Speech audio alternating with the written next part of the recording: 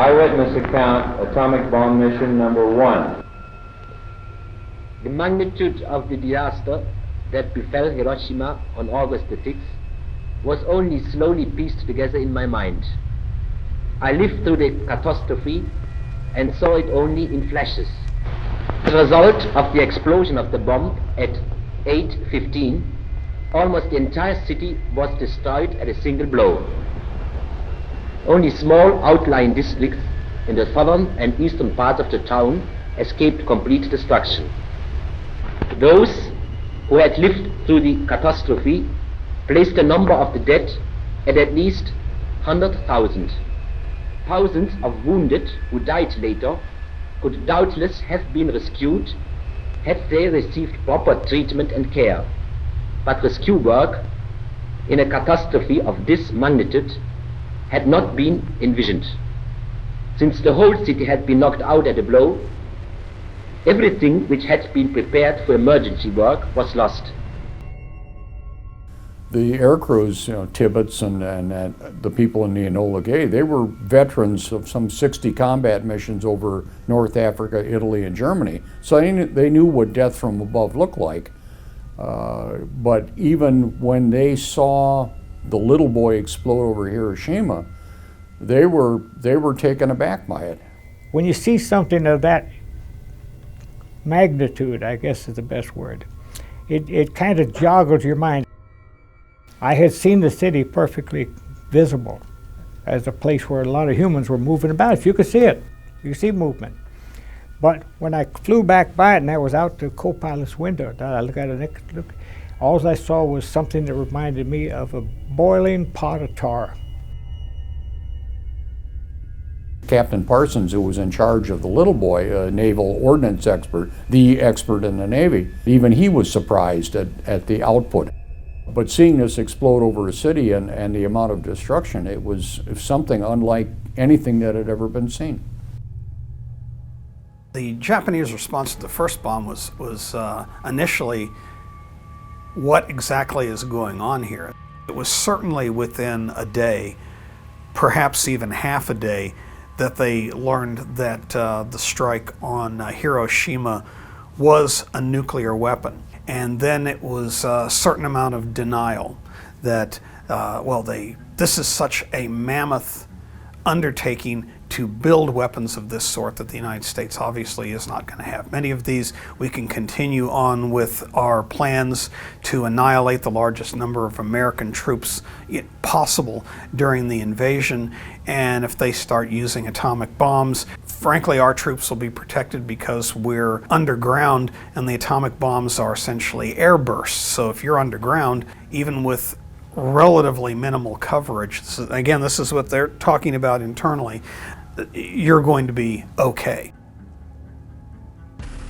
These bombs originally had been designed to use simultaneously on both Germany and Japan, but Germany surrendered long before they were even close to being finished, so they used them on Japan. The bombs were intended to be terror weapons, quite frankly. They were intended to instill terror in the minds of the Japanese, which they did. And it was thought, and I think accurately so, that if we followed up just 3 days later, the Japanese would think, my God, they must have an unlimited supply of these atomic bombs. They could just shoot one off every 3 days. Doing this second one as close as possible to the first one, that would really catch them off guard. They wouldn't know whether or not we had an assembly line going of these things. They wanted the shock effect. More recently that's called shock and awe, but it's nothing next to the shock effect of going from no knowledge of atomic weapons to all of a sudden a series of atomic bombs being dropped in relatively quick successions. What they wanted, in effect, was to stampede the Japanese government, to have something come out of the heavens, as the Japanese would later, describe it. It would be coming out of nowhere, and it completely undercut the whole idea of having a series of land battles on the Japanese main islands that would bleed the Americans into asking for an armistice. Because as one of the people in the Imperial War Cabinet said at the time, the Americans will just keep dropping atomic bombs. That's why it was key to dropping them in relatively quick succession, relatively quick. The records of what went on in the Japanese War Cabinet, especially the top people, General Anami, a Minister of War, that the Americans only have one of these.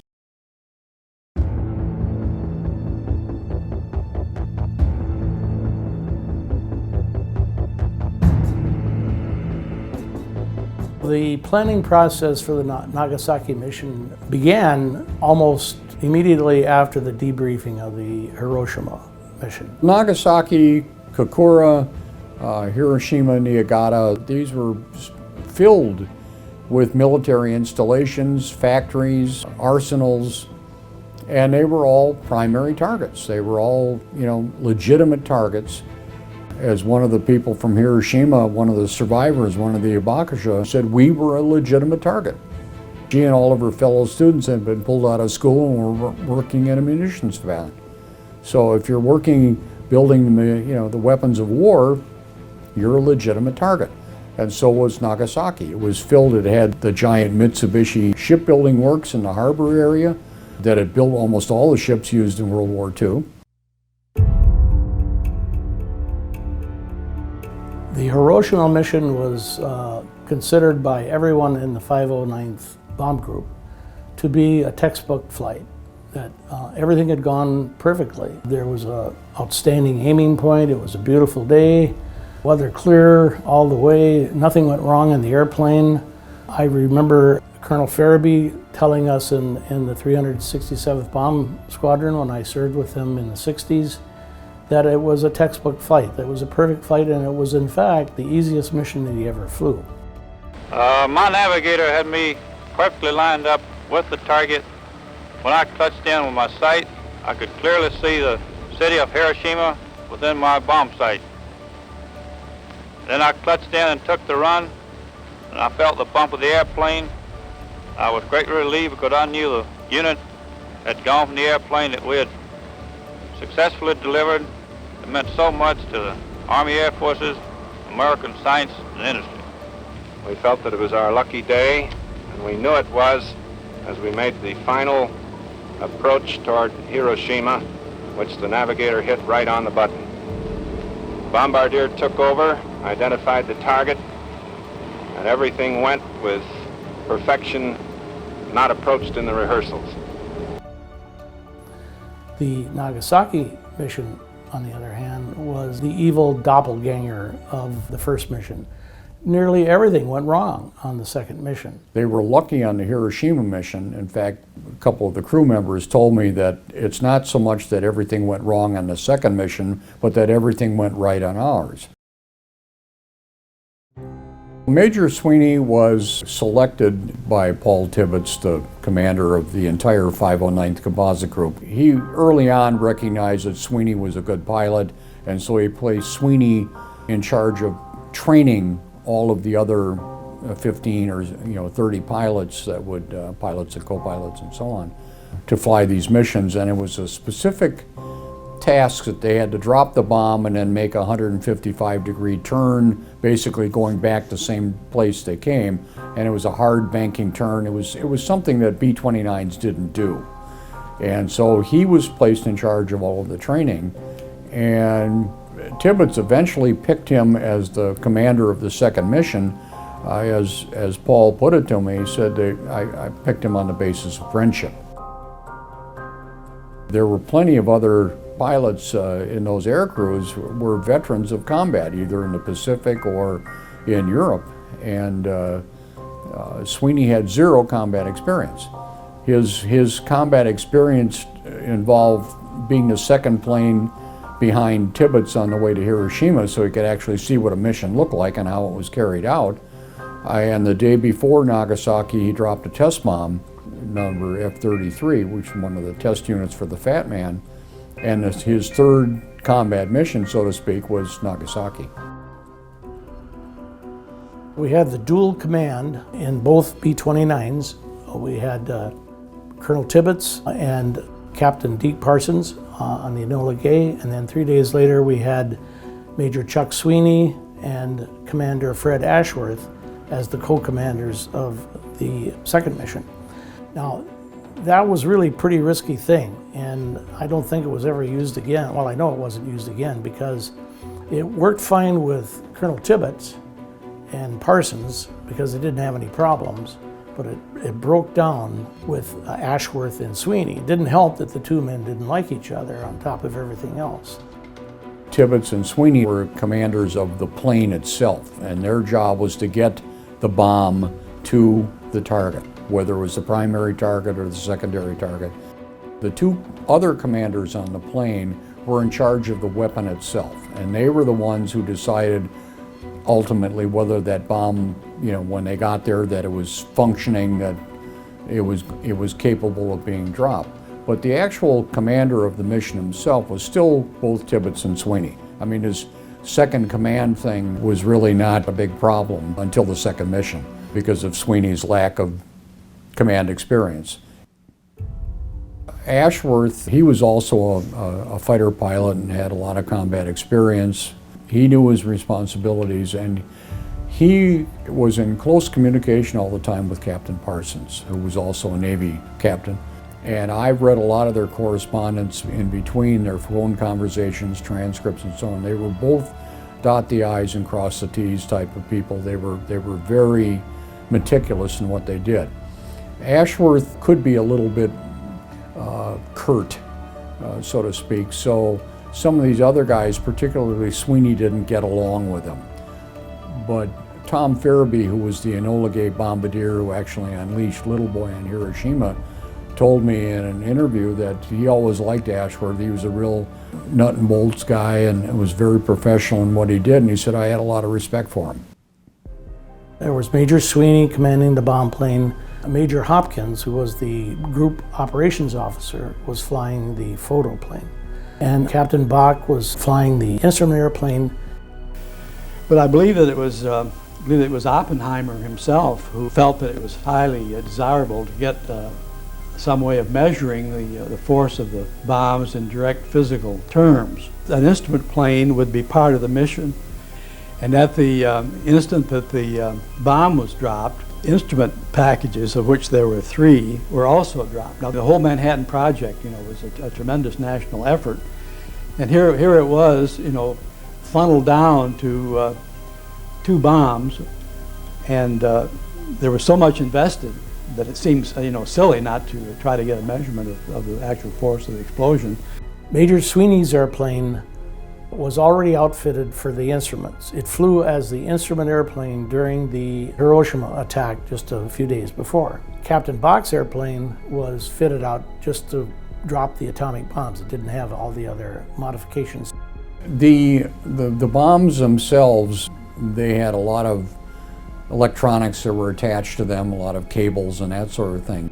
Bockscar was the plane that was set up for actually holding the Fat Man, but the crew, they decided, for whatever reason, they switched. The normal crew that flew in Bockscar wasn't as ready or whatever that they determined, so they substituted the crew from the Great Artiste.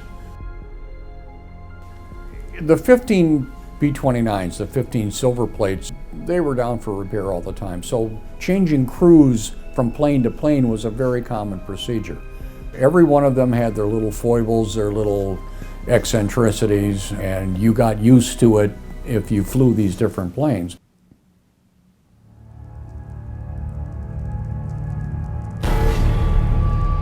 They already had a pre-selected group of 6 cities that had been selected by Major General Leslie Groves, who was in charge of the Manhattan Project. A committee back in Washington, D.C. had selected these 6 cities as atomic cities. They'd actually been taken out of the target profiles for the conventional weapons because they wanted to be able to measure the effects of the atomic bomb. And if they softened these cities up early on, they wouldn't be able to tell. The first mission, of course, the first of anything is the big deal, and there were lots of photographers there, and it was a big send-off, and a famous shot of Tibbets waving out the window and before they took off and so on. It was a big to-do. The second mission It was becoming standard, and there were no photographs being taken, not very many, not like the first mission and so on. It was like, okay, let's go. We're going to be doing this on a regular basis. Get going on it. In the case of the second mission, everything got off to a bad start right at about the time of engine start. When Sweeney started his engines, I thought they were going to go. Now, we were a little bit late at that point for one reason or another. They were just, I don't know what it was, but not very much. But when he started his engine, I breathed a sigh of relief because they'll be on their way pretty quick. When he shut the engines down, my thought was, what's going on? It was about 2:30 in the morning, and we were all down at the flight line and getting ready for takeoff. And the flight engineer on the airplane that was to carry the bomb reported to Major Sweeney and Colonel Tibbets that for one reason or another, he was unable to transfer the fuel that was in a tank in the after bomb bay into the main fuel system of the airplane. Apparently, from his point of view, he couldn't get the pump to do its job. And he reported this, and so there was a question, is this crucial or critical to the operation? Sweeney and Kaharick, the flight engineer, walk up to the Jeep I'm sitting in, maybe, 40 yards away. And I'm sitting there with my foot on the thing, and he comes up, he said, we can't transfer fuel from our bomb bay. I said, oh? He said, no. I said, what do you give a damn about? The fuel's only carried as ballast. He said, well, we needed it. I said, yeah. I said, Chuck, you've lost a lot of time now. If you're waiting for me to tell you because you can't transfer fuel to cancel the mission, I'm not going to. You're the airplane commander. You say cancel or don't cancel. That's what'll be done. He said, well, we're going to go. We're going to go. So they turned around and left and went back.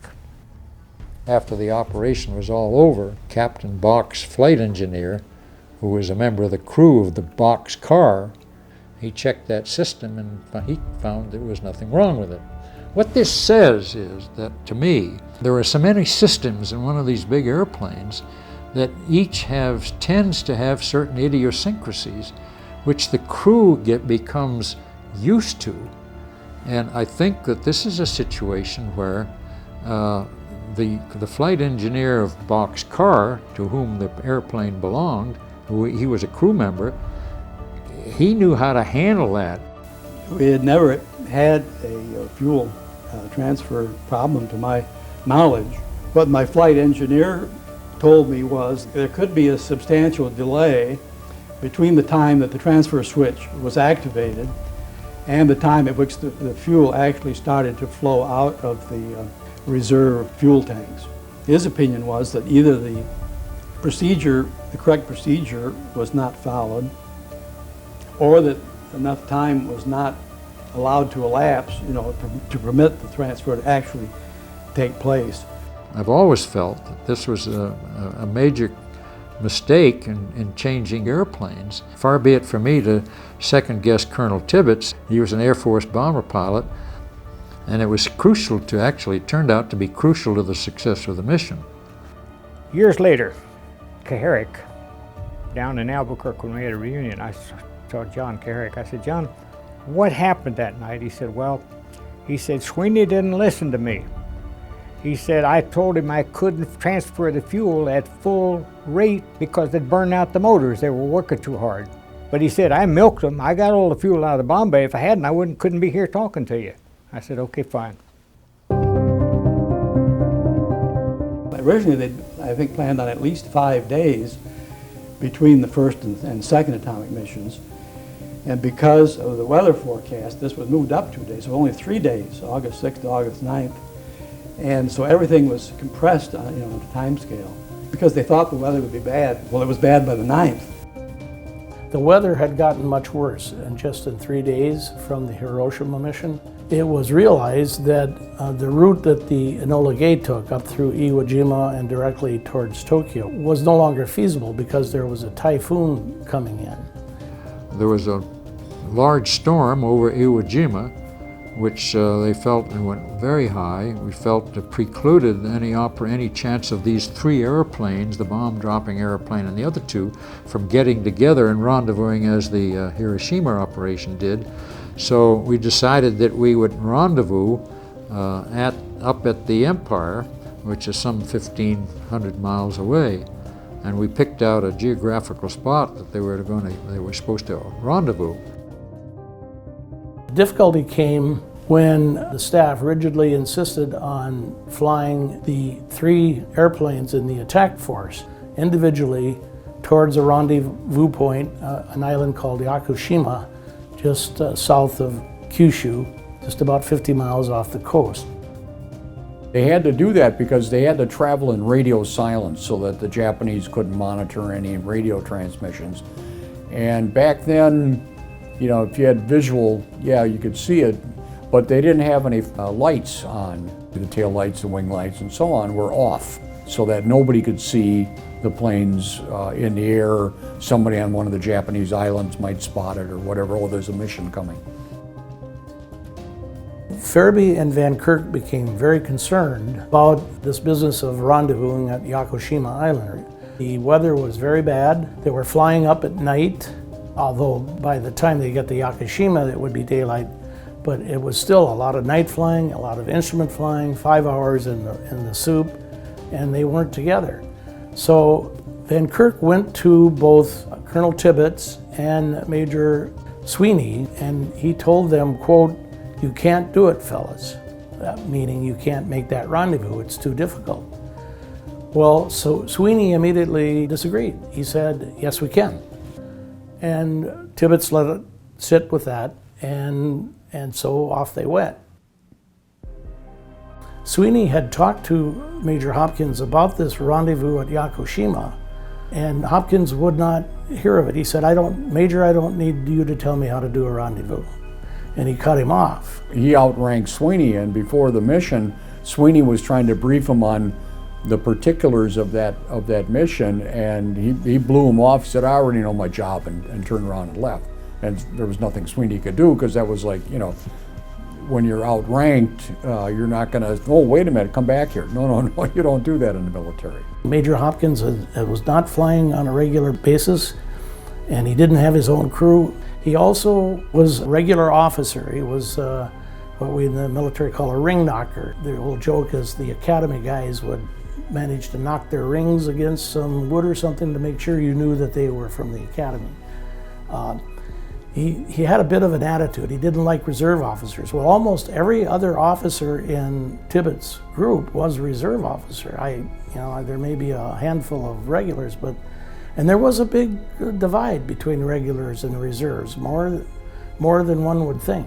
All these airplane commanders, these pilots, were all veterans of a lot of combat, but they all had vastly different personalities. Some of these people were very laid back. Fred Bock would just as likely be reading some philosophy book on the way to the mission. I mean, it was, they were all completely different in their temperaments. And Hopkins, I heard a lot of people tell me during his reunions that Hopkins was a screw-up. And he did everything his way, and that was the way it was going to be done, and his nose was out of joint that he wasn't picked to be one of the bigger planes, like maybe the strike aircraft. I've had to ask myself a question, what in the world was Major Hopkins doing in that seat? The captain of that airplane, his name was Ray, Captain Ray. He became ill, and for some reason, Tibbets assigned Hopkins to be the pilot. Well, I thought that was extraordinary because he had a total of 15 well-trained, intact crews to put in there. Why would he not just pick another crew to fly that airplane? Well, it became a problem all the way up and down the line. Robert Serber was one of the Los Alamos scientists, and he was chosen to be in the observation plane to run a special high-speed camera called a Fastax camera that would record in very slow motion the actual explosion of the bomb. There had been an air raid warning just a couple hours earlier. It was a false report, but they turned off all the lights on Tinian just as the men were drawing their parachutes. And what Dr. Serber did, being a civilian, he inadvertently picked up a one-man life raft instead of his parachute. So here we are on the runway getting ready to go, engines are running, and Hopkins somehow found out that Serber didn't have a parachute. Hopkins went through and, oh, you can't have that. Get off the plane, get a parachute. But we're getting ready to take off, so you go bye-bye. Eventually, they saw Bob Serber walking through the darkness, dragging this thing behind him. And why aren't you on the plane? What? And so he had to explain what happened. Hopkins was a by-the-book guy, and this was not a standard procedure, so, you're out of here. Plus, he wasn't one of the regular crew, so you're out of here anyway. When Dr. Serber got to General Farrell's office to report what happened, General Farrell was just as astounded as Dr. Serber was that he'd been left behind, particularly for such a mundane reason.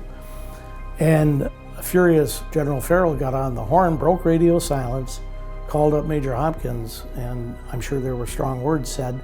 And at that point, they also had to do something to find out how they were going to run the cameras. So Serber related a lot of instructions to somebody on the airplane. As they were loading, getting all the crews on and so on, they could see the lightning flashing, and they knew the storms were coming up, and of course the weather people knew that also. They said that St. Elmo's fire was dancing across the wingtips and so on. Well, St. Elmo's fire, they talk about that a lot in the days of sailing ships, and what you get is a fluorescent light from the ionization phenomenon, around the propeller, tips of propellers and along the wings. And we had William L. Lawrence on board, who was the science editor of the New York Times. He was sort of terrified at this, until we told him, we see this not too unusual. So it must have been pretty dramatic. But they were used to that, out flying at night, but still, you got an atomic bomb on board, and I imagine there were more than a couple of nervous people. So the 3 attack aircraft take off. It's about 3:30 in the morning. They're on their way up to Yakushima Island. It's about a 5-hour flight, and it's dark now. Will be for 2 or 3 more hours. Weather's bad, doing a lot of instrument flying. They flew up to probably something under 10,000 feet and leveled off. At that point, Commander Ashworth and his assistant, Lieutenant Barnes, entered the bomb bay. The 2 bombs were different designs. One was an implosion weapon, the Fat Man, where they would surround the plutonium core and they would compress it to about half its size, and that would cause the chain reaction. And in order to compress it, they had to surround it by 5,000 pounds of high explosives and so on. So that was design number 1. Design number 2 was what they called a gun assembled, a GA, where they basically just had a uranium-tipped projectile flying into a uranium target. The little boy bomb had to be armed right after takeoff, and it was physically capable of doing that. The Fat Man bomb was completely assembled, completely sealed. There was no way they could arm anything or change anything. It was a live weapon. And the only thing that prevented it from being an actual live weapon were those 2 electrical plugs. And they were just simple, they were just connecting a circuit.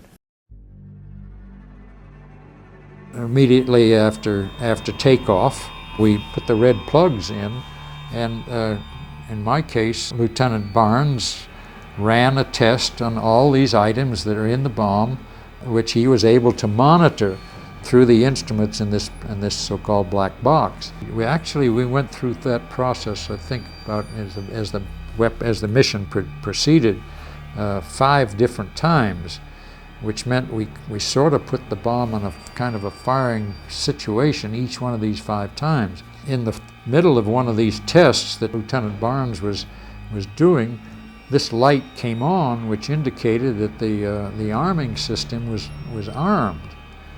And that's a little scary because it shouldn't have been. And what that really says, if indeed this system was armed, as indicated by that light, any fusing signal that got into it would cause the bomb to go off. They hadn't blown up yet, but they were just terrified that wasn't supposed to happen at all. And the whole cockpit was literally just frozen. Fortunately, Lieutenant Barnes very calmly opened up the back of the console, So Phil Barnes, in his expertise, had blueprints of all these circuits in his box that he was responsible for. He took the sides off the box and started checking through circuits, and I guess with a meter, with a continuity meter or some sort of an instrument. And finally, I heard him say, "Ah," and he threw a switch, and the light went out. During the pre-flight, some maintenance person had inadvertently thrown two switches in the wrong position. So he corrected that, and everybody started breathing again. Well, this is the story amongst the Air Force people, the crew of the airplane. And the story goes that this light came on and started blinking red, and everybody got shook up because the thing was liable to go off at any minute. And actually, that's a way overblown part of the story because we knew this wasn't the case. But there was some reason for this. They couldn't maintain radio contact, and there were no lights on the plane, so it was just good navigation on the part of the three planes.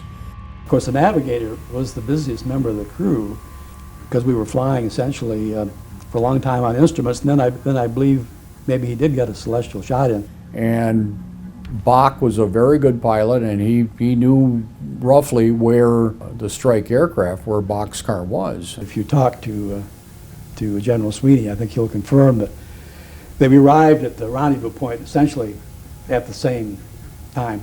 That part of the mission went off without a hitch. When I was down below, I couldn't really see or what was going on up there because I was in the navigator's compartment down there. Colonel Tibbets had told Major Sweeney to only orbit 15 minutes over Yakushima. If everybody wasn't there, you were to go on to the target by yourself. Well, 45 minutes later, Chuck Sweeney was still there because he was desperate to have a perfect mission and have all three airplanes depart and make the attack, just like his boss, Colonel Tibbets, had. See, he didn't think ahead. He didn't realize that the more he lingered, the more that envelope was closing. And we started to circle, and finally I went up to Sweeney and I said, "Look, I don't care if this is the instrument plane, that's fine with me. That's the one we want. I don't care about the observers." Well, it turned out actually that this was the instrument-carrying airplane that arrived. The instrumentation plane, and that was the only one that they needed to know, needed to be on the mission because they had a crew inside that was going to measure how big the bang was. I think it's worth saying that during this operation, as we progressed up towards the carrying out the mission, I remember Sweeney coming on the intercom and saying, "Look, gang, we got to do this right for Paul." Paul being Paul Tibbets. And I think this feeling that Sweeney had overrode his instructions, his brief instructions of how he would proceed, and where he was been told to spend no longer than I think 15 or 20 minutes at the rendezvous. Sweeney stayed there for 45 minutes, all the time using gasoline that we shouldn't have been using. And that we very near lost the mission right there, because that was something that was totally against the briefed instructions, and I think it was largely because Sweeney wanted a perfect operation, everything to go properly. Sweeney was under a lot of pressure internally, in his brain to make sure this mission was perfect. He knew it was the instrumentation plane, but the observer plane was, he wanted to make sure everything was right. The other one, the observer airplane, just never showed up as far as we were concerned. Really, where it was, I don't know. There are other islands south of Kyushu, other than Yakushima. It's possible that they were over a different island. Why did they miss? Why couldn't they find each other up there? Part of it was the bad weather, not flying in a loose formation together, losing track of each other. Part of it was Major Hopkins not huddling together with Sweeney and making sure they had all their ducks in a row. Part of it may have been navigational error. Everybody said that Hopkins' navigator was a good navigator, but he may have made a mistake. That was unfamiliar territory up there. Part of it may have been confusion about what altitude everybody was at. When they reached the rendezvous point, the strike aircraft and the instrumentation plane were at a lower altitude. The third pilot, Captain Hopkins, was flying at about 30,000 feet, and so they were missing each other. As the English observer stated later, that he didn't feel it was his position to tell Hopkins that you're flying at the wrong altitude, you know. My personal feeling is that, back to what Dutch Van Kirk told them before they took off, "You can't do it, boys," is that it's a very big sky out there, very, very big. And even on a clear day, if you're off 15 or 20 miles, maybe there's a cloud in the way or something like that, you may not see each other. The fact that he waited as long as he did with their fuel situation, which may or may not have really been a fuel situation, really complicated things, because at those altitudes you're using up fuel a lot faster, and there's X amount of fuel in one of those planes, and if you don't have access to certain amounts of it as a backup, things could get to be a problem. Matter of fact, I went up and told Sweeney, I said, "Look, we got to get out of here." And so when he told me that there was the instrument plane was with us, which satisfied me. So we proceeded to Kokura. We had, as in the Hiroshima mission, there were weather planes or scout planes. The plane over Kokura set a signal that the weather there was acceptable. Of course, by the time that we had circled around Yakushima for 45 minutes, the weather could have changed. When we got there, and having waited the 45 minutes at the rendezvous point, that kind of changed everything, I guess, because when we got there it was about 7/10, 8/10 cloud coverage. When they arrived there, not only was there cloud cover, but the nearby city of Iwata had been firebombed the day before, and the smoke from that area was drifting over Kokura. As incidental to all this was the instructions that we had specific from Washington headquarters that under no circumstances would this bomb be dropped other than by the Mark 15 Navy bomb sight mounted in the airplane, which required a visual sighting of the target that it was being aimed at. The reason for this, of course, was that it wanted to make absolutely certain that the bomb was being aimed at the target it was expected to be aimed at. Back then, they simply did not know the output and whether or not these things will work, so they were under very strict orders for visual bombing only, not to do a radar run. They had to actually see the target. That was very important to them. It wasn't completely covered over, but there were large clouds at different altitudes, and as soon as they arrived, as BN was looking through the Norden bomb sight, just when he could see the primary target, and just before he was going to unleash it, another cloud would move over and obscure it. One of the Manhattan Project scientists told me after the war that they had a college reunion, and one of his fraternity buddies was there. It turned out he was in a POW camp at the far corner of the city of Kokura, and they were right near a power plant that was right on the river, large river there.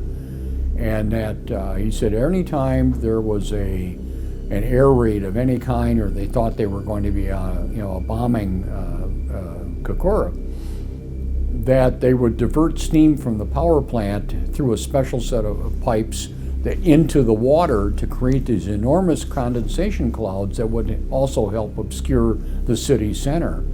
And Ashworth didn't know that, and I told him that after the war, and he said, well, if they did that, they were damn clever.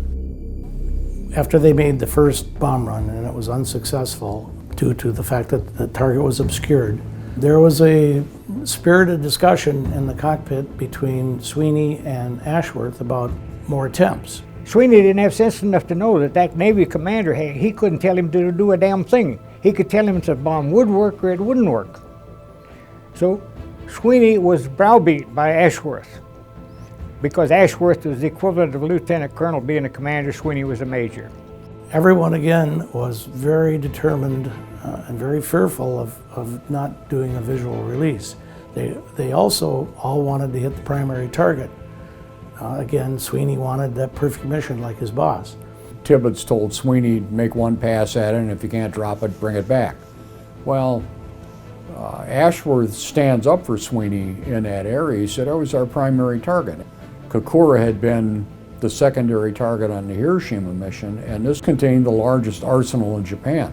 In point of fact, if they had dropped it anywhere over that city, the entire arsenal would have gone up because it was spread out over the entire metropolitan area. I've got a map of Kokura, and I know where all of the arsenal storage areas were and manufacturing areas. The shockwave alone would have set everything off, and Hiroshima would be a footnote in history compared to what went on in Kokura. Ashworth did put a lot of pressure on Sweeney to make another run. They came at it from a different angle. That was again unsuccessful. Behan shouting, "No drop, no drop." Well, we tried different directions to see whether or not it would be, I think in hindsight, I recognize that was kind of a stupid way of doing it. I must admit I suggested it to Sweeney. It wasn't a very wise thing to do. His briefing was he'd only make one pass at the target. And if he couldn't drop it on the primary target, he was supposed to bring the bomb home. So here again, apparently Sweeney was violating his instructions. So then they really had a spirited discussion about a third run because the fuel situation was really getting critical now. Don Mulberry told me, he said, it got right down to the point Sweeney was put into the corner, and he finally made up his mind he was going to do what he had to do or they wouldn't live to tell it. And I said, yes, that's exactly what happened. I'm sure that Sergeant Kuharek was just, sweat was dripping off his nose big time because he knew it was right there in front of him. He could see those gas gauges going down to nothing. They wound up approaching it 120 degrees, 3 different positions at 3 different altitudes. Because at that point, the flak was starting to detonate at different altitudes, and it was getting closer and closer. We spent 50 minutes over that target trying to hit it, and I finally said to Sweeney, look, we got to get to Nagasaki, a secondary target. So and we left there and headed for Nagasaki. Kuharek, the flight engineer, of course, is monitoring the fuel gauges. And, it's getting down where they're close, and they're thinking about, do we have enough fuel to get back? We were, getting pretty tense. I was wondering, well, what's going to happen next, because, we knew that there's a finite amount of fuel. The whole crew, I'm sure, was well aware that at this point it was touch and go. And also at this time, they had a major conference between Kuharek and Sweeney and all the other, there were 2 other pilots on board, and they had a major discussion about what they were going to do next. Commander Ashworth and I held a little conference with the bombardier and the navigator, and we started for the secondary target, which was Nagasaki, at which time the flight engineer told us we had just 1,300 gallons of gasoline left. The flight engineer by this time was telling us that we were so short of gas, he was sure we couldn't get back to Tinian if we had to. And he wasn't so sure we could get to our alternate airport, namely Yantan Field on Okinawa. We just had enough for 1 bomb run on Nagasaki and then go into Okinawa. It was an imperative that the bomb had to be released or they were going to die.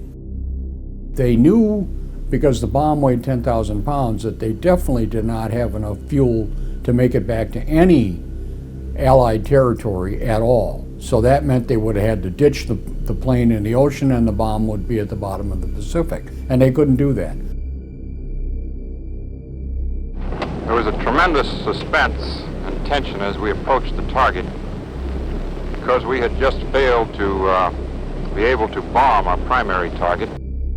When they got to Nagasaki, which was their secondary target, again, it was the same cloud cover.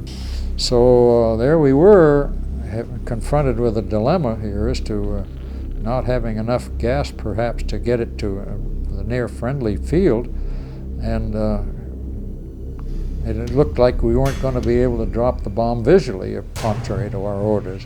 It was Sweeney's responsibility, obviously, to get them there by whatever means possible. And if that meant a radar run, fine. But the actual responsibility for dropping the bomb was all Ashworth's. There was only one thing to do, was to try our darndest to get the thing delivered. So I directed, and Sweeney delivered, and I felt this was my responsibility. I was responsible to see that the bomb got off and got on the target. I said, we'll make this approach by radar, and hopefully that the visual bombardier may be able to see the target when we got closer into it. We had a radar operator in the rear part of the airplane, actually, separated from the forward compartment. His name was Sergeant Buckley. It was a very small radar screen. It was only 5 inches in diameter. So you actually had to get very close to it I've trained on those, and they're very hard to read. The radar going down the bomb run is rotating in a 360-degree sweep. The antenna is configured down so it's in a mapping radar configuration. Radar at that time was a relatively new technology. They felt that 2 sets of eyes or 4 sets or 8 sets or whatever, that there's the target, there it is. My eyes tell me that this is it. When they approached Hiroshima, the primary target was the downtown, and it was this T-shaped Aoi bridge. There was a road that came up from one of the islands, and it formed a T-shape that they could easily see from 30,000 feet. So in the pilot, not only did the bombardier see the T-shaped bridge, but everybody in the cockpit came forward, Tibbets, and Parsons and so on, and they all, yep, that's it, that is Hiroshima. Earlier, the target that had been decided at Nagasaki was the east side shipping docks of the city. Now, this is an excellent aiming point because there's a concentration of buildings there, and most importantly, there's land-water contrast. In a mapping radar, that is the most easily read thing. So they found an aiming spot that is probably the same aiming spot that the optical people had decided on. And Sergeant Buckley could pick this out. He could see this. So what he would do, working in conjunction with the navigator, Captain Van Pelt, and Sweeney the pilot, he would give range and bearings to that point on his radar. He would tell Sweeney, turn left 3 degrees. So the nose of the airplane is lined up right at the thing. So down they went. They're going down the run. They're getting all the bearings and whatnot from Buckley. The bomb run is going well. It's still nothing out there in terms of visibility, but the bomb run is going well. Everything's looking good. At a certain point, probably at a minute and a half, Captain Behan caught sight of the target through his optical bomb sight, through the Norden bomb sight. He elected not to bring it up because it could easily have wrecked this radar run. And they just did not have fuel for another run. They had to do it this time, get rid of that bomb and get to Okinawa. He elected not to say anything, and then within seconds, the target was obscured again. Kermit Behan, his normal plane was the Great Artiste, which was a nickname for Kermit Behan, the bombardier, because it was said that he could drop a bomb down a smokestack from 30,000 feet. He would usually be asleep on the approach to Japan, and they'd wake him up and he'd get in, he'd look through the Norden bomb sight, drop the bombs, and then go back and take a nap. I mean, he was that casual about it, but he was a perfectionist. He was really a great bombardier. Fortune favors the bold, and I think that was kind of our situation. We were taking the bold approach, and it turned out actually that as we got over the target, what would appeared to be solid overcast from a distance away was probably 4 or 5 tenths broken. At about 30 to 25 seconds, maybe sometime in there, Behan saw the ground, and he saw either a racetrack or a stadium. We're not sure. As it turned out, it was about 2 miles away from the original aiming point. And by the time he did acquire it, they were already over that little mountain and into the industrial valley. And because he was a good bombardier, and he was certainly familiar with all the primary targets, so to speak. Now, the aiming point there wasn't anything sacred about it earlier. I mean, it was picked because it did offer a good concentration of military target, and it was easy to see, and basically hit the city, which was the real objective. Well, Behan had this. He had to think very, very fast. And he decided on his own that he could bomb visually. It wasn't going to be the original aiming point, but it was going to be somewhere in the middle of Nagasaki. He threw his crosshairs on that racetrack that he saw at 20 to 30 seconds. Behan comes up on the, says, "I've got the target," and he synchronized his bomb sight on it. I say synchronized because in the bomb sight there's a telescope, and as the bomb sight calculates where it should automatically release the bomb, this telescope follows down toward it, sits on the target and just stays on that target as you proceed over the thing, over the target, and at the proper time electronically the bomb sight sends an electronic signal to the bomb release mechanism and lets the bomb go. And at that moment, the navigator, Jim Van Pelt, turned to Fred O'Leary, who was that co-pilot, and he was very relieved. He said, I almost dropped it. And that was a big deal, you know, because normally the navigator was not the person dropping bombs. That was the responsibility of the bombardier. And the thought of unleashing a weapon of that size was something that really, I mean, he was going to do it. I mean, he was obviously prepared to do it. He's professional, but the fact that he didn't do it was a great load off his mind. Now Behan has control of the autopilot. He puts his crosshairs on that new aiming point. He's got a tremendous amount of pressure on his back, and he realizes that he's only got one shot at this, and if he doesn't connect on that shot, if he doesn't accomplish the release, we're in a disaster situation. And about 20 seconds later, he let it go. And the Norden runs down and automatically releases Fat Man right then and there. We were, very close to Bockscar, and we could see the bomb drop. We could see the bomb drop from the bomb bay. The three instrument packages with parachutes were then dropped from our plane. You're going to have an ever-expanding shock wave come up from that thing, and it'll be moving very fast at the speed of sound.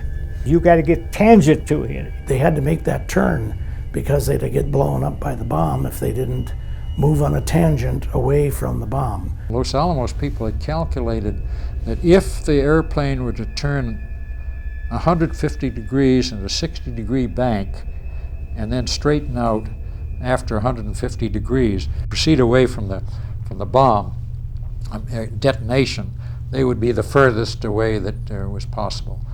And so that was done after the thing was released. We could make that turn within 42 seconds if necessary.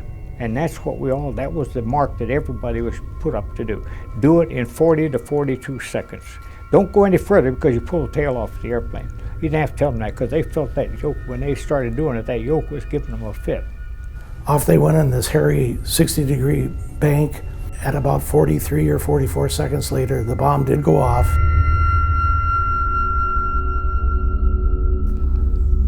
We saw the flash. We knew it was, I knew that it obviously had gone off properly. And I remember very well that when the flash did occur, I mean, even wearing welder's goggles, it was like looking at the sun almost. When the bomb went off, we were in bright sunlight because we were above the clouds. And when the bomb went off, it was 100 times brighter than the sun. And I had never seen such a bright flash of light as that. We felt the shock waves, or at least 2 or 3 major ones and a couple of minor ones. I've always described it as sort of a sharp bump that you get in any airplane in rough weather. But more significantly was noise. It was to me like it was taking a trash can and hitting it with a ball bat. Well, one description that's fairly accurate, I think, is it felt like a giant hand slapping the side of the airplane. Now the first one was the worst. It shook the aircraft up pretty badly, and all we could do up front was just look at each other and hope that nothing was going to happen. We rationalized later the number of shock waves, that there was a direct shock wave from the detonation, the bomb in the air. There was one, a reflection from the ground, And probably the others may have come from what turned out later to be the side of a mountain which was between where the target was, the actual target that was hit, and the city. So that's the way we rationalize those three, and that may or may not be the case, I don't know. It almost seemed like something alive. I remember looking out from my window and seeing this massive boiling cauldron surging up from the ground. Well, I think what you're thinking under those circumstances is fairly obvious. At that moment, you don't really have a conscious sense of what we're talking about. You're doing your job, you know what's going on, you take your action as required, and you don't have a time to ruminate over it.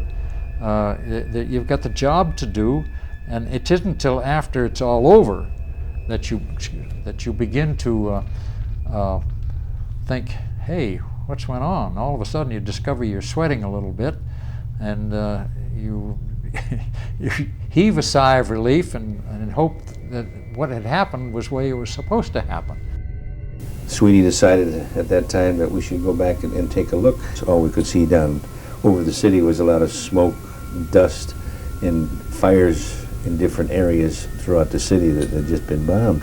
Nobody was paying attention to the mushroom cloud. All of a sudden, Ray hollered in the back, "The mushroom is coming toward us."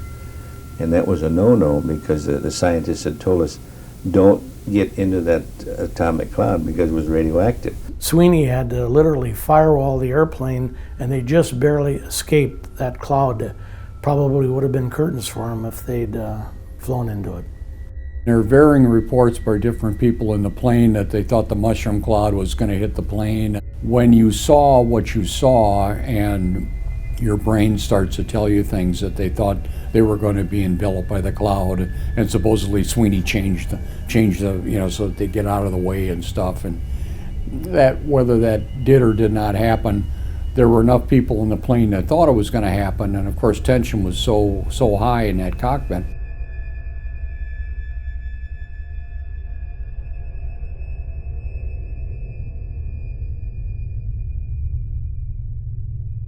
After all the news came out about this, the number of people that were killed in Nagasaki was half the amount that were killed in Hiroshima, and at that point there were starting to be some complaints about the massive deaths and so on, and they decided that, well, this was actually a better target, that it went off in that industrial valley. That little mountain actually shielded the shock wave from Nagasaki City. As Admiral Ashworth put it to me, he said, we hardly broke a window in Nagasaki City. So there we were, we'd released the bomb, we knew we were over Nagasaki, but actually to be able to tell the headquarters back in Tinian where it had gone was impossible. So I was required to make a strike report at the time of the release of the bomb, back to the headquarters and tell them what had happened. That we'd released the bomb and where we'd released it. We had a code worked up we could make a message out of. It was something like that we'd dropped the bomb at Nagasaki, that it was technically okay, we could tell from the flash, and then we had one there that a conference was required at the base before any news releases were made, and that was because we couldn't tell them whether it was a good drop or not. We were very relieved to have it go. Much more relieved when we saw the tremendous flash and knew that it had functioned. At that point, we hit the road for Okinawa, the first petrol station. They immediately departed for the emergency airfield on Okinawa. And there's only one thing on their mind, and that is fuel. Will we have enough fuel to get to our emergency airfield designated Yontan Airfield on Okinawa? As Kermit Bean, the bombardier, said later, it was a real sweat job. The big concern, of course, was, can we survive a ditching? They were supposed to obviously maintain radio silence during the entire mission. Hopkins couldn't find them. he sent a 3-word question, "Has Sweeney aborted?" And the message got garbled. They lost the "has" part, and all that came back to Tinian was Sweeney aborted. And at that point, General Farrell, he was having lunch and he left the tent and threw up. I mean, there was so much tension on this, and they had not heard from them in a long time. And the Sweeney aborted thing, that meant the rescue ships and submarines were put on standby to recover these people in case they had to land in the Pacific. Of course, the chance of them actually being rescued was pretty much nil, but the efforts were there. We're over Okinawa, and we're heading in towards Yantan Airfield. It's about in the middle of the island, so there are 15 or 20 minutes left of flying anyway to get to the designated emergency airfield. So when we landed on Yantan in Okinawa, that was an adventure too, because the pilot was unable to raise the tower for landing instructions. He knew he was very nearly out of gas, and with no instructions, he just went in, proceeded in to land. Unfortunately, General Doolittle's 8th Air Force, which had been transferred over from Europe after the European Air War, was recovering airplanes on the field. And the sky was just full of returning airplanes from strikes over Japan, and nobody could hear Sweeney on his calls. We called for landing instructions. We got no answer, and we tried 2 or 3 times and we got no answer. So finally, Sweeney said to me, he says, "Fred," he says, "fire all the flares." He says, "We're going to go in." He says, "Let them know that we have to get on the ground." So I think I fired about 6 or 7 flares of different color, and each color designated something on board. One of them was red, and we said we needed to land immediately, and that didn't get any response. So he told Oliva to fire everything we had. So we had the reds and the greens and the yellows and everything. Finally got some action, and they looked, and the airfield just opened up. Everybody moved off to the side because they knew what was happening, that there was a plane that was coming in that was in severe trouble.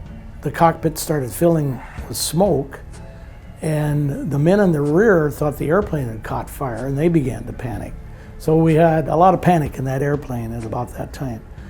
Sweeney just barreled into the traffic pattern, and we cut out 2 or 3 aircraft in doing it. And we approached the runway, and we were hot. We were doing about 160 miles an hour.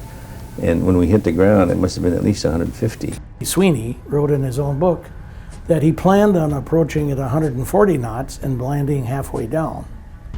That to me is incredible, that he even wrote that down. As it happened, whether they were at 140 or 150, they landed really fast and hot and hard. The Silver Plates were special planes, and they were the first airplanes that had reversible propellers. See, the B-29 did not have brake energy enough to stop if it got rolling down the runway at a heavy weight. You lost an engine, you couldn't stop it. You were at the mercy of the situation at that time. Nothing you could do about it. But those reversible pitch propellers, I looked at as a big lifesaver for the crews. So not only were you applying the brakes, but you could suddenly turn the airplane to individual propellers so that the thrust was going backwards. So that it was acting as braking. And it was a very harrowing landing. I mean, there's no doubt about it. We landed. We came to a screaming halt at the end of the runway, met by ambulances and fire trucks. And I learned sometime later that he very nearly collided with a B-24, which was on the runway taking off. I didn't see any of that because I was again back in the navigator's compartment. As we turned off that strip, our number 2 engine quit. I recall it was number 2. And that's how close we were to running out of gasoline. Sweeney claims that 2 engines stopped running while he was still airborne. Nobody else in the airplane that I've ever talked to agrees with that. And I think that I've talked to B-29 experienced pilots, and they have said that if that indeed had happened, we'd have fallen like a rock. At the risk of Monday morning quarterbacking, there are a lot of things in here that Sweeney, I'm sure, wished that he could do over. The first thing is that he got tunnel vision with this one Yantan airport. He passed by another emergency airfield with the same long runway as Yantan that would have got him on the ground 3 to 4 minutes earlier. No pilot with his head screwed on right when he's out of gas is going to pass up an airport that's closer. The other thing is, this business of planning to land a third or halfway down the runway was an attempt, I think, to mask a blown approach. He simply was too hot. He was coming in too fast. He very nearly wrecked the airplane and killed everybody by that. His nerves were obviously shot. I'm sure those guys were kissing the pavement when they got out of the airplane. Sweeney and I commandeered Jeep after we'd had this little conference, and I asked the driver to take us up to General Doolittle's headquarters, the communications center. I walked in there, and this colonel sort of nodded at me, and I told him, I said, well, I introduced myself, and I said, I need to send an urgent message back to my headquarters. And he said, well, he brushed me off essentially and said he was too busy to take any extraneous messages. So I said, well, where's General Doolittle's tent? And he pointed up the street there a bit. And so I went up there, and I knocked on the door. It was a double pyramidal tent, and there were two of them hooked together. And this voice hollered, come in, and I went in, and there was General Partridge. I didn't know who it was at the time, but that's who it was, and he was General Doolittle's chief of staff. And I said to him, I introduced myself, and I said that we just dropped the second atom bomb on Nagasaki, on Japan, and I'm trying to get a message out of your communication people back to my headquarters. Can you help me? And he said, yeah. He said, I can help you, but you better talk to the boss first. So he took me in to talk to General Doolittle. And I sat down with him and spread the maps over him, and I told him, I said, now, this is where the briefed aiming point was. It was essentially in the middle of the city down to the dock area. And I said, this is where it went off. I said, it's about a mile difference. And he looked at the map for a while, and he said, you know, he said, General Spots will be, it was the head Air Force general out there at the time, Army Air Force.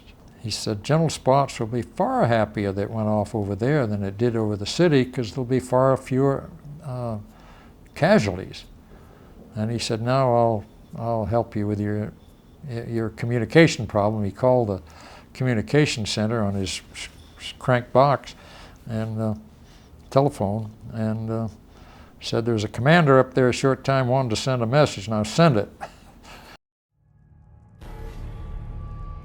After that long, tense weekend when the Japanese cut basically communications with them, we didn't know what was going on. Was it indecision on their part?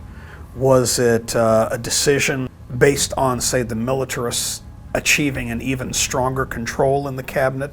We didn't know what the deal was. And after the weekend was over, the authorization was given to go out and send out the components on the third bomb. When the second bomb that exploded over in Nagasaki didn't produce immediate capitulation, that LeMay called me, says, you got another one of those damn things? I said, yes, sir, we do. He said, where is it? I said, it's in Wendover. I got an airplane back there to carry it. He said, get it out here. They had 15 air crews in the 509th Composite Group to drop these things. They had 3 assembly buildings on Tinian. They had 2 loading pits. They had a whole area, they called it Project Alberta, which were all the Los Alamos scientists. They had complete warehouses with all of this separate components that they were constantly assembling and calibrating and so on. This would have been an assembly line of death, the likes of which the world has never seen. The tactical bombing campaign from Okinawa had never been called off, but the strategic raids from the Marianas had been.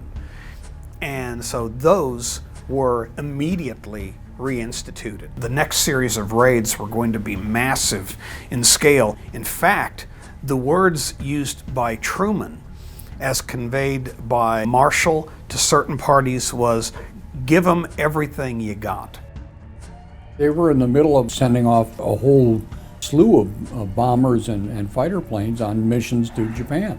I mean, Despite the fact that these atomic bombs had been dropped, the war was still continuing, and they were the closest airfield to Japan, so it was strike after strike after strike. It was going to be a bad week for conventional bombing for the Japanese, and it was going to be followed up very shortly by the third bomb. The fourth bomb would come in about a week after the third, which is still part of that whole idea of the quick succession of attacks on cities in order to, in effect, stampede the Japanese leadership into calling it quits. The War Cabinet was meeting, as they did every day, on the grounds of the Imperial Palace, and they had just gotten word that Russia had finally declared war against Japan, and oh, by the way, we've lost track of Nagasaki. The way Stalin put it is, the Russians will break Japan's spine. They will break Japan's spine, and we will attack the industrial heart. That was actually the plan. Even with the 2 atomic bombs and the Soviet declaration, the militarists were still not willing to give up. There were 6 votes on the War Cabinet, and those 3 votes outweighed the other 3 votes. So they kept voting over and over again, we will continue to prosecute the war. They only have 1 of these weapons, or they only have 2 of these weapons, and we don't care if Russia declared, etc. It really took Hirohito coming out and laying it out to get it over that hump. The devastation was such that it was the thing, I'm sure, that convinced the emperor that it was time to stop the war. And he overruled the War Council, was adamantly opposed to any sense of surrender. It changed the mind of the emperor, who realized this was the perfect face-saving moment for them to surrender. We can blame this weapon. It's not our fault. This most cruel and unusual weapon. The second blast showed them that their fundamental strategy for continuing the war was now essentially useless, because they had hoped to inflict massive amounts of American casualties in a series of ground battles that would just so bleed the Americans that the Japanese themselves would be able to salvage a honorable peace. The emperor met and decided, with Lord Keto and so on that afternoon, before they came back for the meeting that night, to look for a way to get out. And the meeting carried on to the wee hours of the 10th, and finally, probably with a predetermined signal, somebody asked the emperor's opinion, which they never did. And so the room fell silent, and Hirohito made that famous statement about it's time to use this as a way to end the war. And then, of course, there was a coup attempt, which some people like to say was not really a serious attempt and had no chance of success. But numerous high officials were killed. It was a serious attempt. They're going through the Imperial Palace trying to find Hirohito's surrender broadcast, which had not been run yet, but they knew had been made. The emperor had pre-recorded a message in the meantime on a record, and they had 2 copies of that record, and they hid it far away so nobody could get it. But the hotheads in the military who wanted to continue the war actually attacked where they thought the record was and tried to capture it, and there was a lot of killings and so on that went on. It's a very tumultuous time in those last 5 days. 敵は新たに残虐なる爆弾を使用して地形に向こう殺傷をし、残骸の及ぶところ真にかかるべからざるに至る。しかもなお抗戦を継続せんか、ついに我が民族の滅亡を将来するのみならず、ひいて人類の文明をも破却すべし。核の軍馬金何をもってか。 When they played that record, pretty much everybody in Japan thought they were winning the war up to that point, and that was the first time the vast majority of the people in Japan had even heard the emperor's voice. And so when that was a big shock to the whole country that we're done.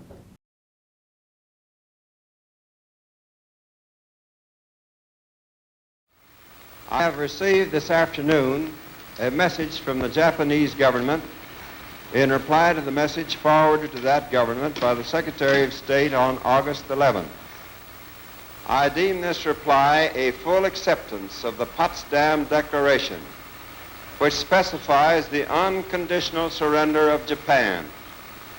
In the reply, there is no qualification.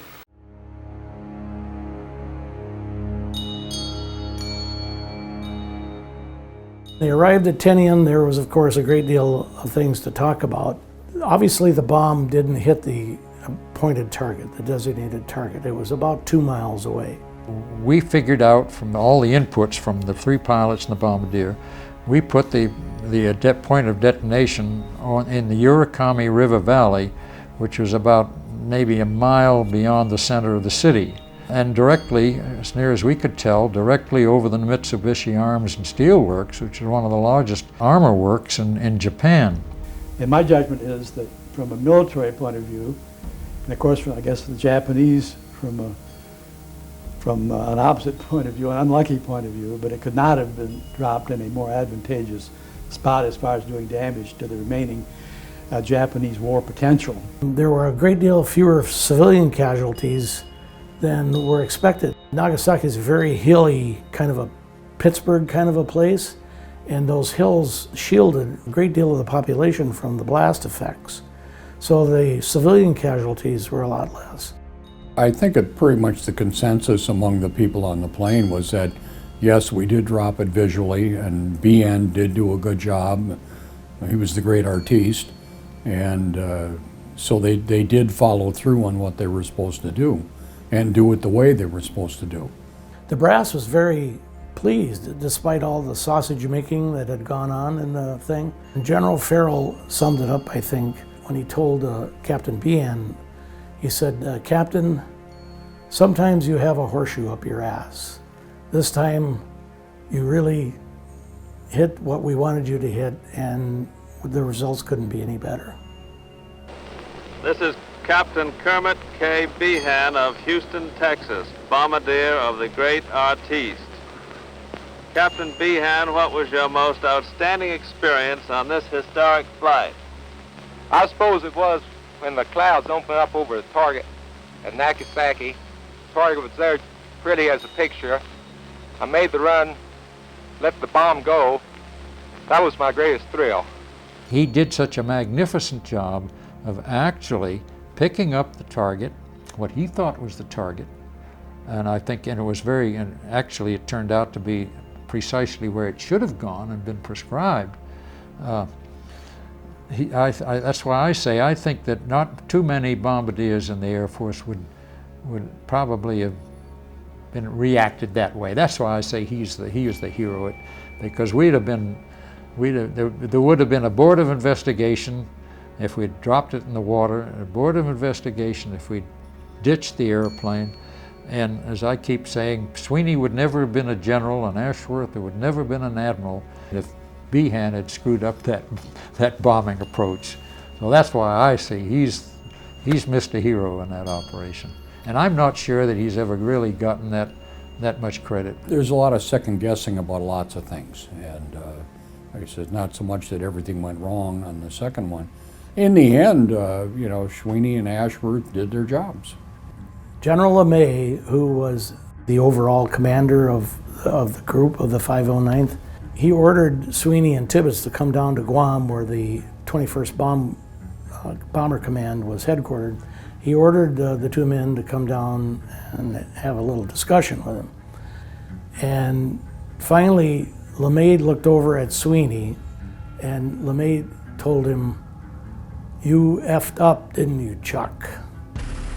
And Sweeney didn't say anything. He just took it.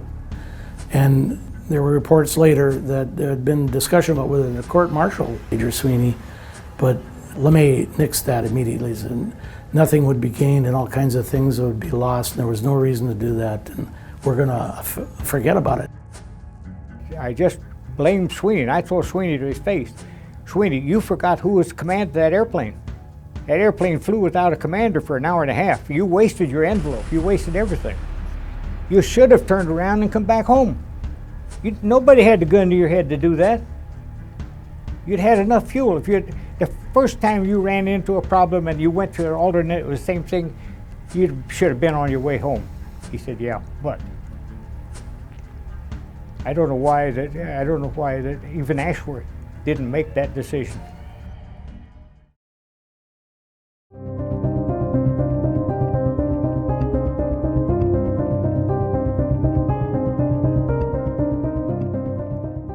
The invasion would have been an absolute bloodbath. By comparison, D-Day would be a mere footnote in history. Easily 100 million people gone, both Japanese and Allied troops. And they would have fought to the last person. They fought on Iwo Jima and Okinawa at tremendous casualties to their side and our side. Furthermore, they set up the kamikaze operation.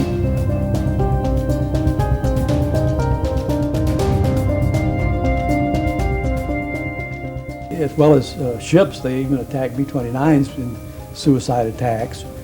I felt that we would do more good for more people than we did harm for a certain number of people. You couldn't have talked to anybody who wasn't absolutely elated that the bombs exploded and brought the hasty conclusion.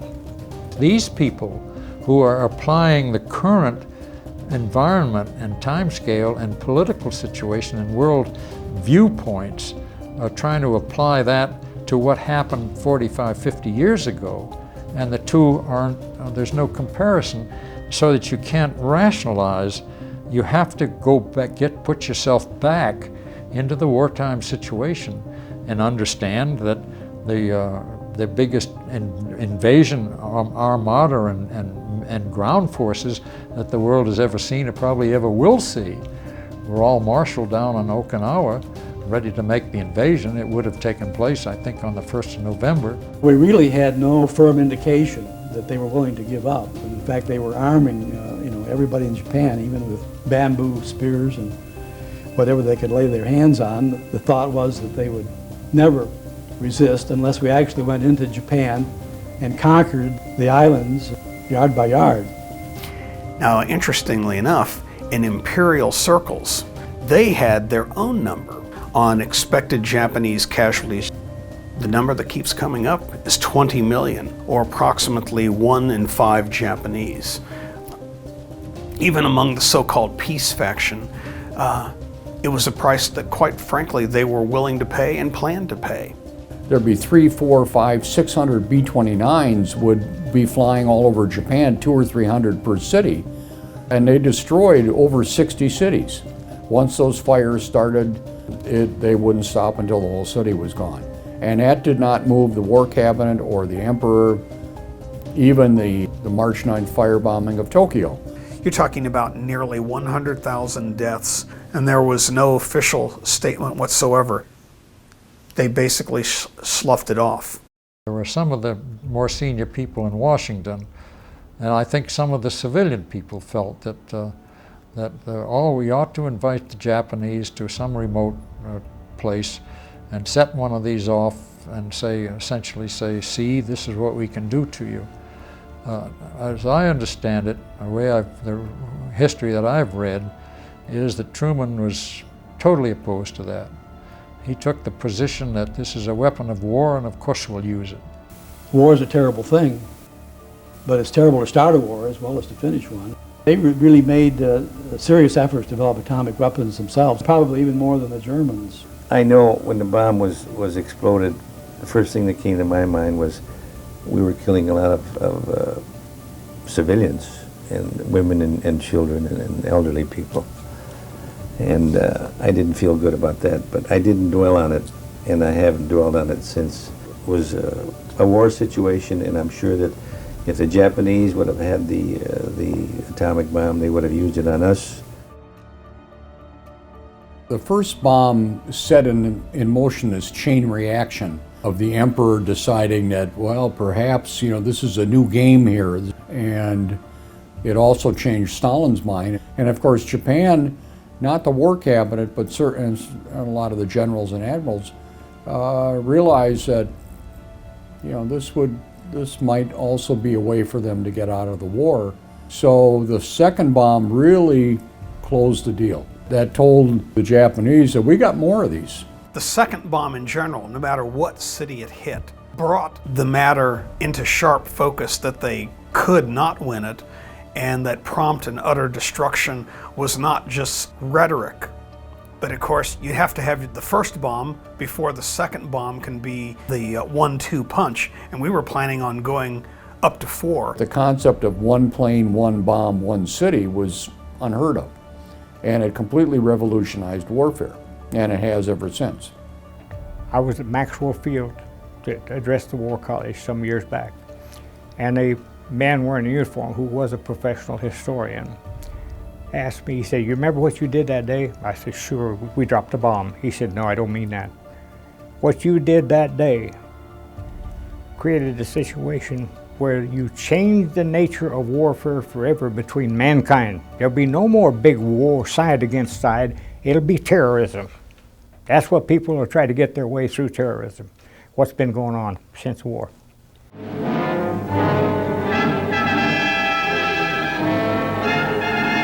In peace, this incredible energy opens limitless horizons.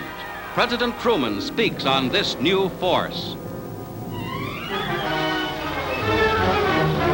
The atomic bomb is too dangerous to be loose in a lawless world. That is why Great Britain, Canada, and the United States, who have the secret of its production, do not intend to reveal the secret until means have been found to control the bomb so as to protect ourselves and the rest of the world from the danger of total destruction. We must constitute ourselves trustees of this new force to prevent its misuse and to turn it into the channels of service to mankind.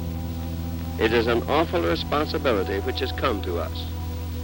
We thank God that it has come to us instead of to our enemies, and we pray that He may guide us to use it in His ways and for His purposes. This great power has been given to us, and we should be ever humble and grateful that it was given to us rather than to our enemies. And all of us who have had a part in its development and in carrying out its use should dedicate our strength, our wealth, our brains, and even our very lives to see that it is always used for good and never for evil. I feel that we did end the war. We saved a lot of American lives. And my hope is that these are going to be the last 2 bombs that are ever going to be loosed on civilization. We ended up with something like 495,000 Purple Hearts available for the invasion of Japan. The Purple Hearts lasted through the Korean War. They lasted through the Vietnam War. Something like 3 out of every 4 Purple Hearts that are awarded even today are Purple Hearts left over from expected casualties in the invasion of Japan. It's one of the most gratifying things for me that's happened to me over the years is for, I was in a hospital here, an emergency room some time ago, and the doctor there was, he heard from some grapevine from another doctor that I knew that I'd been on this thing, and he came to me, he says, "You know," he said, "you saved my dad's life." And I said, "What do you mean?" He said, "Well, he was on Okinawa training ready to make the invasion."